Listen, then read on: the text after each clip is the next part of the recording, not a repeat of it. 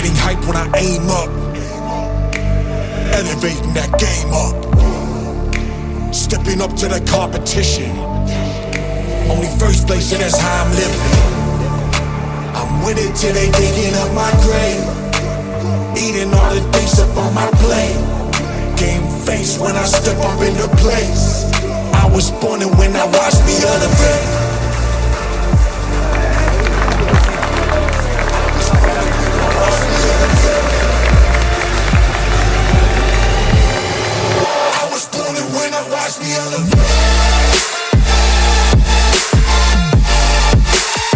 Assalamualaikum warahmatullahi wabarakatuh, Kang Bro. Ketemu mana dengan IWB Kang Mas. Cak, ini IWB tahu ya, ini pasti sampean sangat menunggu dengan Phillip Islands hari ini karena kita juga sangat surprise. IWB juga sangat surprise. Jujur aja, Cak, nggak pernah menyangka Marc Marquez akan nempel dengan Ducati dengan mengisi posisi kedua, dan ini pun secara lap time. Sampean harus tahu bahwa lap time-nya sebenarnya sangat tipis dengan Jorge Martin.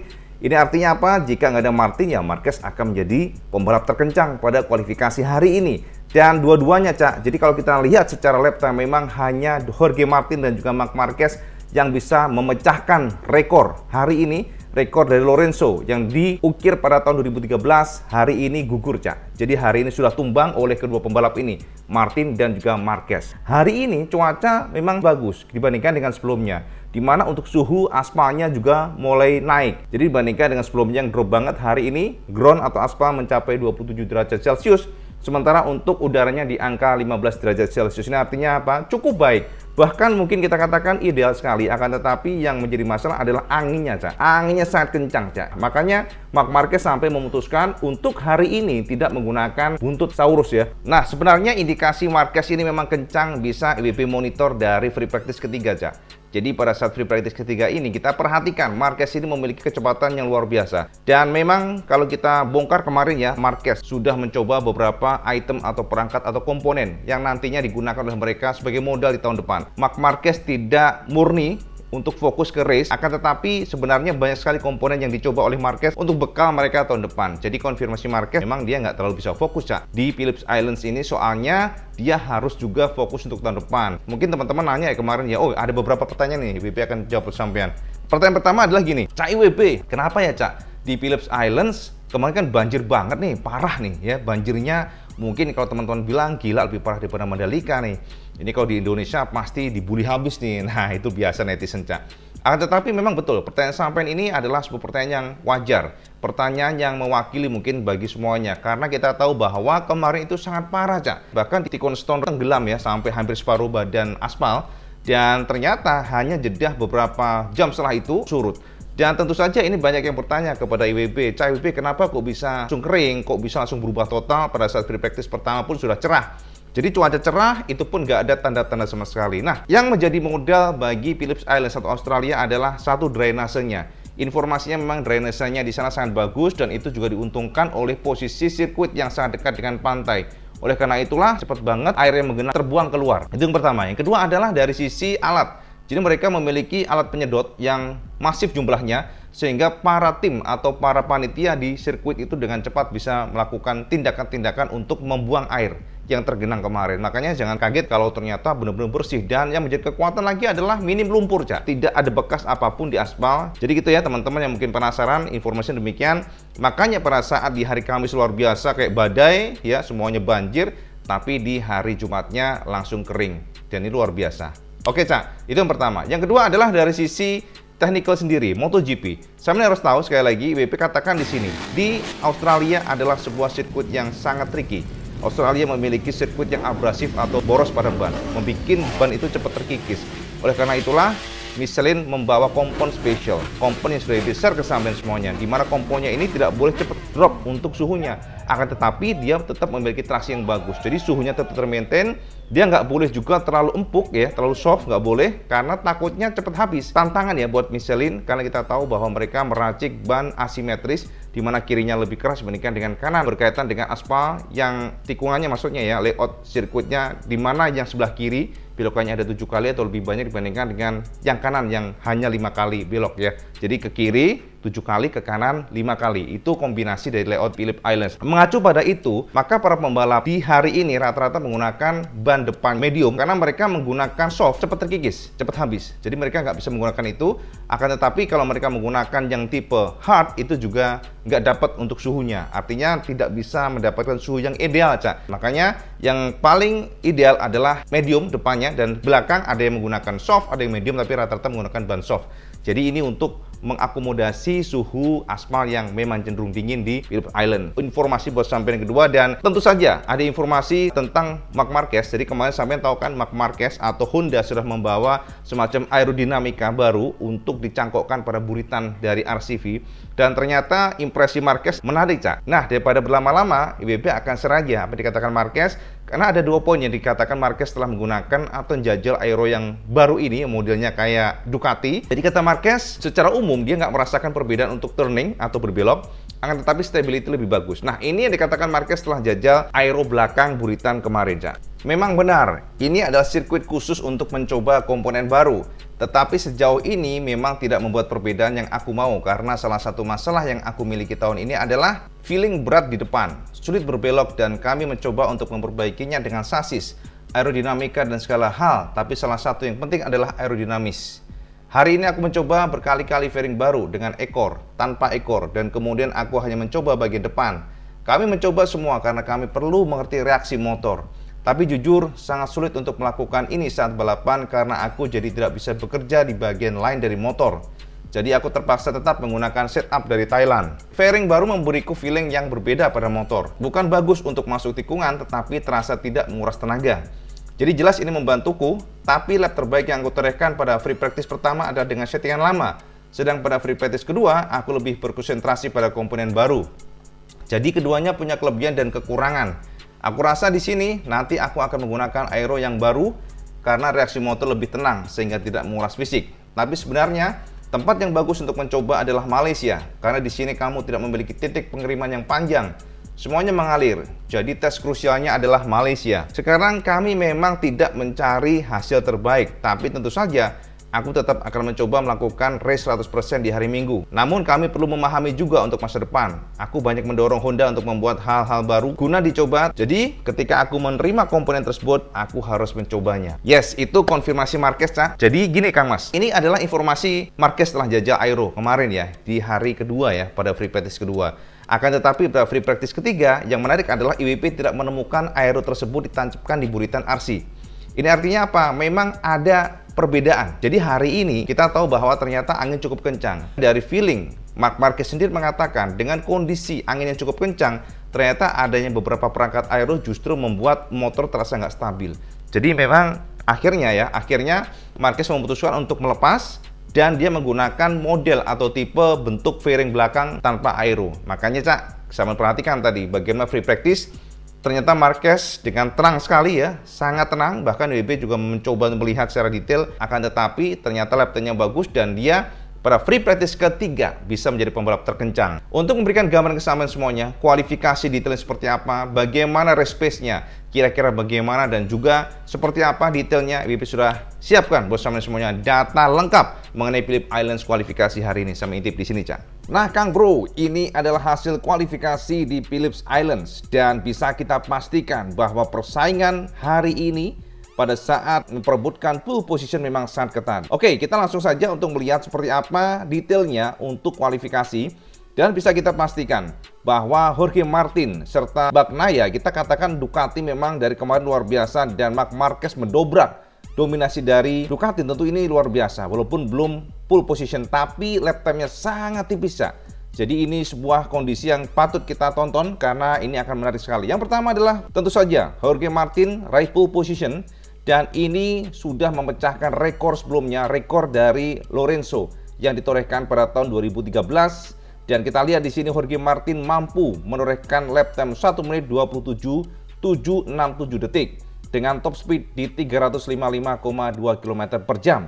Yang mengejutkan adalah Marc Marquez, Cak. Ternyata Marquez dengan top speed yang jauh lebih rendah, ternyata dia juga mampu mendobrak, atau bisa kita katakan bahwa sebenarnya untuk hari ini yang memecahkan rekor dari Lorenzo ada dua pembalap, yakni Martin dan juga Marquez. di mana Marquez menorehkan waktu 1 menit 27.780 detik. Dan kita perhatikan di sini, Cak, top speed dari Marquez hanya 346,1 km per jam. Lalu ketiga, Pecco Bagnaia dengan lap time 1 menit 27.953 detik dan top speed di 351,8 km per jam. Ducati luar biasa, Kang Mas. Dan ternyata kalau kita perhatikan di sini, Cak, Alex Espargaro juga menorehkan waktu yang sangat baik di kisaran 1 menit 27.957 detik dengan top speed 347,3 km per jam. Dan tentu saja yang juga membuat kita kaget adalah performa Yamaha. Fabio Quartararo bisa kita simpulkan ternyata Yamaha semakin kencang secara top speed. Kita bisa perhatikan di sini bahkan top speed dari Fabio Quartararo, saya perhatikan di sini, Cak, ternyata mengalahkan top speed Marc Marquez, di mana Fabio bisa menorehkan top speed 347,3 km per jam dan Fabio secara cemerlang bisa menggantung di posisi kelima. Jadi luar biasa MotoGP, ini sudah luar biasa karena kita tahu bahwa performa Yamaha, pembalap Yamaha lainnya cukup terpuruk. Nah, keenam adalah Johann Zarco yang harus puas di belakang Fabio. Kemudian juga Luca Marini kita nggak bisa kesampingkan, Cak. Luca Marini ini kalau kita lihat memang sangat baik dan tentu saja setelah Johann Zarco kita perhatikan di sini lap time-nya sudah di angka 1 menit 28 sekian. Jadi time box 1 menit 27 hanya ada 5 pembalap ya, yakni Martin, Marc Marquez, Bagnaia, Alex Espargaro dan Fabio Quartararo. Dan kalau kita perhatikan di sini ke-8 Jack Miller, kemudian 9 Marco Bezzecchi dan masuk top 10 adalah Alex Rins yang menorehkan waktu 1 menit 28.547 detik. Kemudian baru Alex Marquez, 12 Maverick Viñales dan ke-13 Pol Espargaro. Lalu Joan Mir ke-14 dan Bastianini ke-15 hari ini. Kemudian ke-16 Brad Binder, 17 Cole Crutchlow.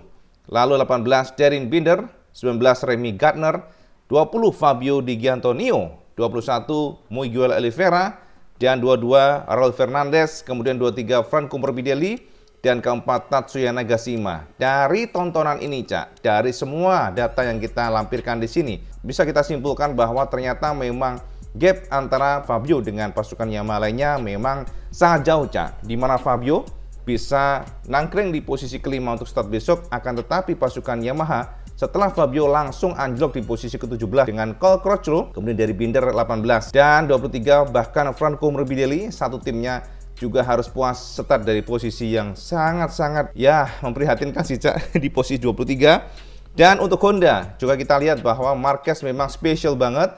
Tapi kalau kita perhatikan di sini Alex Marquez masih better dibandingkan dengan pasukan Yamaha karena Alex Marquez dengan Hondanya bisa start di posisi 11. Kemudian Pol Espargaro juga ke-13. Oke, sekarang next kita lihat ya. Ini adalah Jorge Martin setelah mengalahkan pole position dari Lorenzo.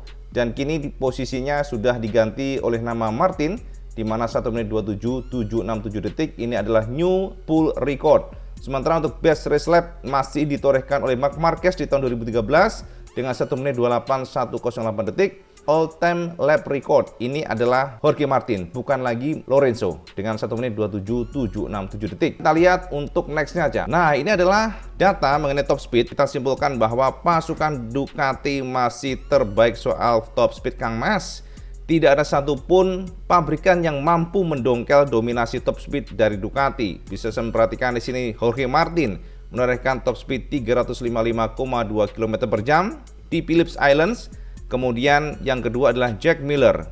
Yang ketiga Bagnaia dengan 351,8 km per jam. Baru Marco Bezzecchi. Lalu Johann Zarco.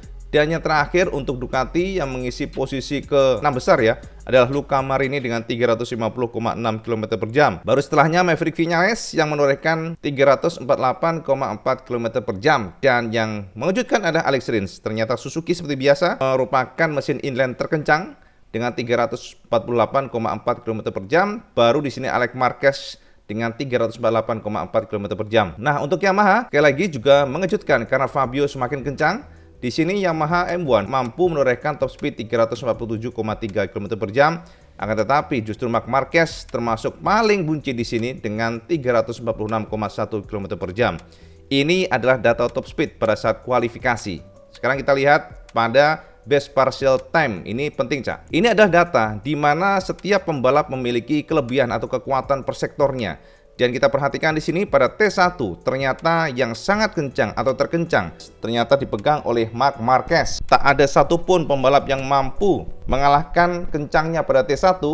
Dan kemudian kedua diisi oleh Bagnaia, kemudian terkencang ketiga Johann Zarco, terkencang keempat adalah Martin, kemudian kelima Luca Marini, dan di sini kita lihat Fabio Quartararo ternyata hanya mengisi posisi terkencang ke-6 untuk pada T1. Akan tetapi pada T2 terjadi perubahan di mana ternyata Ducati sangat perkasa. Pada T2 ini terkencang adalah Jorge Martin, kemudian kedua diikuti Bagnaia, kemudian Marc Marquez ternyata melorot di posisi ketiga untuk di T2. Baru Bezzecchi di posisi keempat dan Fabio Quartararo sedikit lebih baik di mana dia bisa mengisi posisi terbaik kelima pada T2. Kemudian T3 di Phillip Islands kita lihat ternyata Alex Espargaro luar biasa Aprilia ini menjadi pembalap terkencang. Kemudian baru diikuti Bezzecchi, Marc Marquez mengisi posisi terkencang ketiga dan Fabio Quartararo ternyata cukup baik di T3 dengan di belakang Marc Marquez. Akan tetapi kita lihat di sini Bagnaia dan Jack Miller pada T3 ini sedikit suffering. Akan tetapi T4 pun berubah, Cak. Pada T4 ini, kita perhatikan ternyata Jorge Martin kembali menjadi pembalap terbaik. Kemudian Marc Marquez di posisi kedua. Ini artinya apa? Marquez kuat di T1 dan juga T4. Sementara Luca Marini juga melejit di posisi ketiga. Dan kemudian Zarco, Bagnaia. Ini artinya apa, Cak? Semua pembalap Ducati pada T4 ini sangat perkasa. Dan hanya Marquez yang bisa mendobrak dominasi kecepatan Ducati. Dan kita lihat pada T4, Fabio Quartararo cukup lemah. Dan dia hanya mengisi posisi pembalap terkencang ke-8 ya pada T4 ini.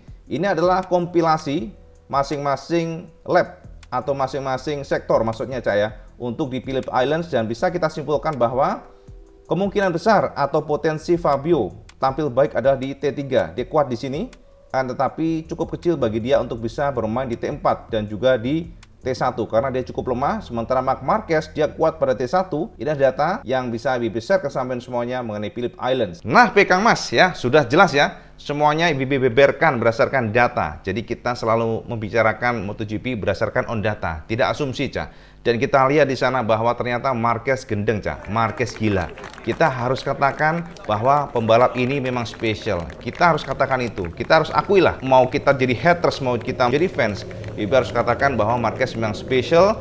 Marquez adalah seorang pembalap yang mempunyai talenta tidak sembarangan. Kita lihat bagaimana. Baru kembali dari cedera, dengan kondisi yang mungkin nggak bisa katakan 100%, dengan kondisi motor dikatakan masih bermasalah, dia bisa ngacak-ngacak di depan, Cak. Dia bisa ngacak-ngacak pasukan Ducati, dan ini sungguh luar biasa buat IBB. Memang kalau kita lihat secara data di atas kertas, histori, seharusnya Yamaha memiliki potensi. Makanya Fabio juga seharusnya bisa mengoptimalkan. Fabio juga tidak atau jangan patah semangat karena walaupun dia start di posisi kelima di belakang Alex Espargaro, tapi potensi dia cukup terbuka. Karena secara histori ini adalah sirkuit Yamaha pula. Karena kita tahun kemarin BB sudah beberkan kemenangan tertinggi di Phillip Islands dipegang oleh Casey Stoner dengan 6 kali, Valentino Rossi 6 kali, dan kita tahu bahwa Marquez hanya 3 kali. Artinya apa? Ya artinya adalah kalau Fabio bisa menggunakan dengan baik pada saat start, bisa langsung melepaskan diri, terbuka dia bisa menang. Akan tetapi jika dia tidak bisa start dengan baik dan dia masih bertarung untuk overtake Alex Espargaro dan juga Pecco ataupun Marc Marquez, tentu saja